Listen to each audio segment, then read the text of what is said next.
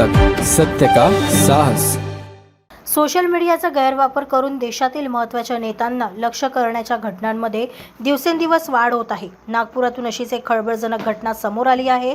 केंद्रीय रस्ते वाहतूक मंत्री नितीन गडकरी यांच्या कुटुंबाला जीवे मारण्याची धमकी देणाऱ्या एका माथेफिरूला नागपूर पोलिसांनी बेड्या ठोकल्या आहेत। मिळालेल्या माहितीनुसार सुमित कुमार चौहान व 41 वर्ष यांनी दिलेल्या तक्रारीनुसार आयुष रमेशचंद्र अग्रवाल वय 44 वर्ष राहणार महालक्ष्मी नगर हुडकेश्वर याने 7 एप्रिलला त्याच्या सनातनी शेअर या फेसबुक आयडी वरून एक प्रबोधक व्हिडिओ अपलोड केला होता।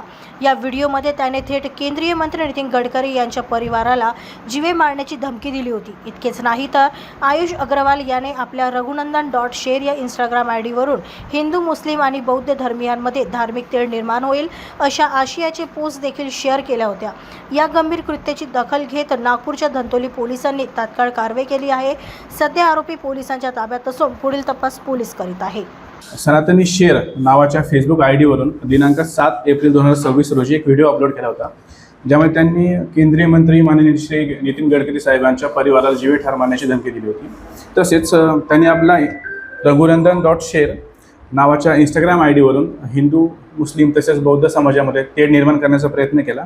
अशा फिर्यादीवरून पोलिसांनी धंतोली येथे अपराध क्रमांक 85/26 कलम 196(1) अ ब 351(2), 351(3), 352, 353(2), 356 भारतीय न्याय संहिता अन्वये गुन्हा दाखल करण्यात आलेला आहे।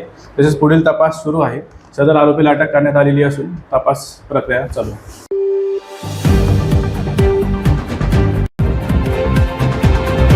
अब तक सत्य का साहस।